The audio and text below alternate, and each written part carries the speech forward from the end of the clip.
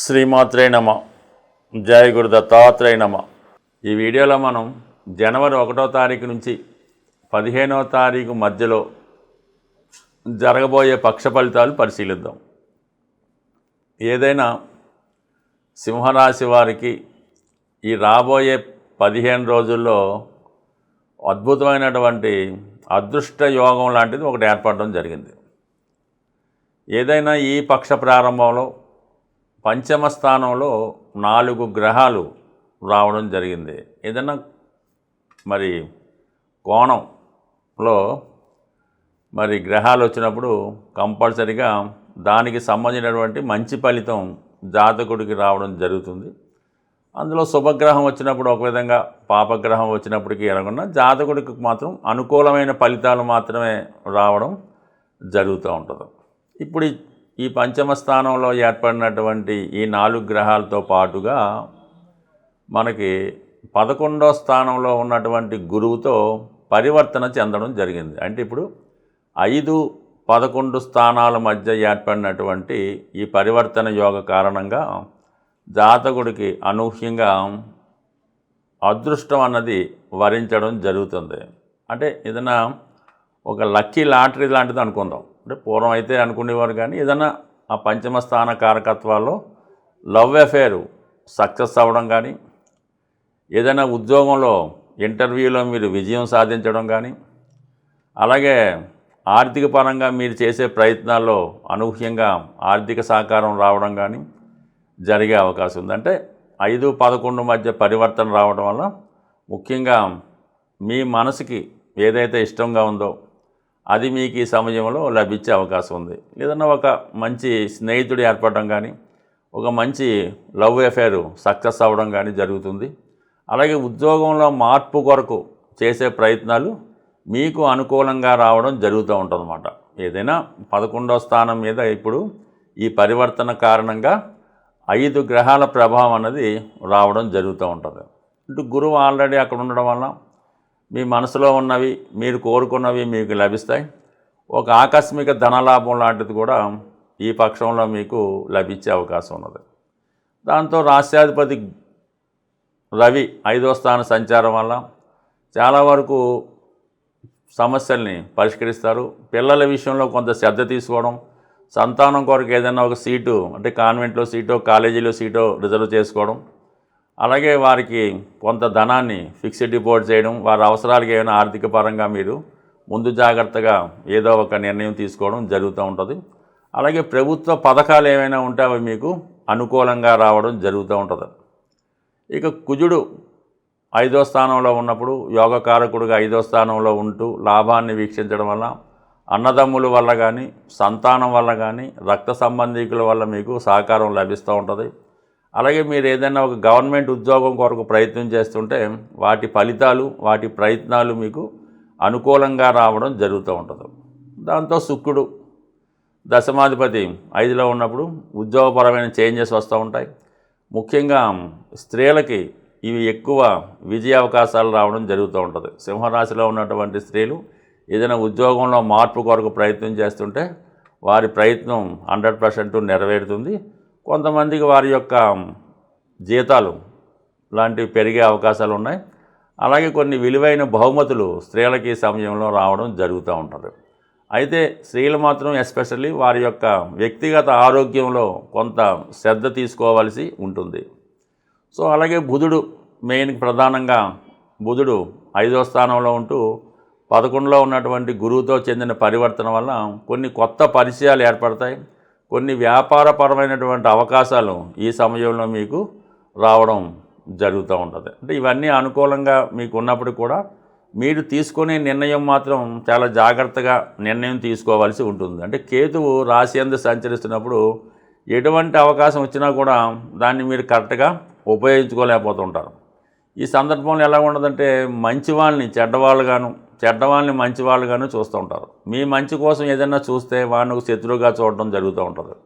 అందువల్ల ఏంటంటే ఏదైనా నిర్ణయం కరెక్ట్గా తీసుకుంటేనే మీకు వచ్చిన అవకాశాలు మీకు వస్తాయి తప్ప వచ్చిన అవకాశాన్ని వదులుకుంటే మాత్రం చాలా వరకు అది నష్టపోవడం జరుగుతూ ఉంటుంది. మరి సప్తంలో ఉన్నటువంటి రాహు కూడా మిమ్మల్ని ఏదో విధంగా ఎదుటి వ్యక్తులు వారికి అనుకూలంగా మార్చుకోవాలని చూస్తూ ఉంటారు. దానికోసం కొన్ని మీకు మభ్యపెట్టడం కానీ మిమ్మల్ని రాంగ్ ట్రాక్ పట్టించే ప్రయత్నాలు జరుగుతుంటాయి. మరి ఈ కారణం వల్ల ఏంటంటే ఏదైనా మీ సొంత నిర్ణయమే ఇంపార్టెంట్ తప్ప ఇతరుల సలహాలు స్వీకరించడం కానీ ఇతరుల అభిప్రాయంతో ముందుకెళ్ళడం అన్నది మీకు అంత మంచిది కాదు.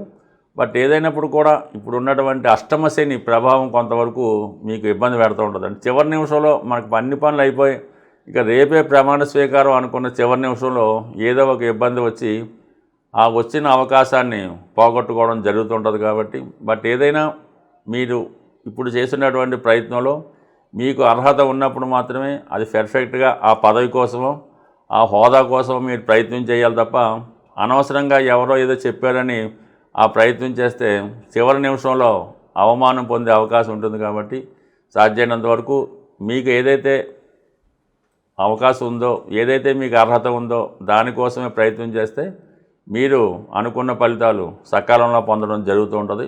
అంటే ఈ సమయంలో ఏమైందంటే ఎటువంటి ప్రయత్నమైనా చివరి నిమిషం దాకా ఇబ్బంది పెట్టినప్పుడు కూడా ఆఖరి నిమిషంలో ఎవరో ఒకరి సహకారంతో పూర్తవుతుంది. కాబట్టి ఏదైనా కొన్ని ప్రయత్నాలు మీరు ధైర్యంగా ముందుకెళ్తేనే సక్సెస్ వస్తాయి తప్ప వాటికి అవే మాత్రం ఎట్టి పరిస్థితుల్లో జరిగే అవకాశం ఉండదు.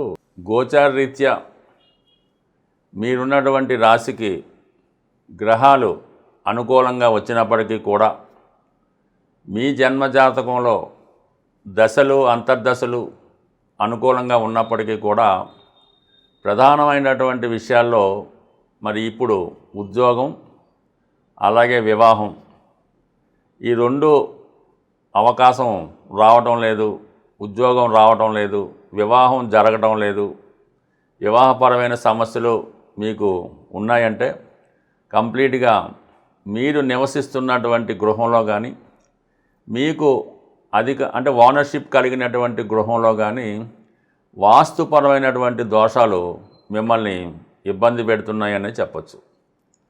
ఉదాహరణకి నైరుతి భాగంలో దక్షిణ నైరుతి కానీ పడమర నైరుతి కానీ దోషం ఉన్నప్పుడు మీరు అర్హత కలిగి ఉన్నప్పటికీ కూడా ఉద్యోగాన్ని సంపాదించలేకపోతూ ఉంటారు.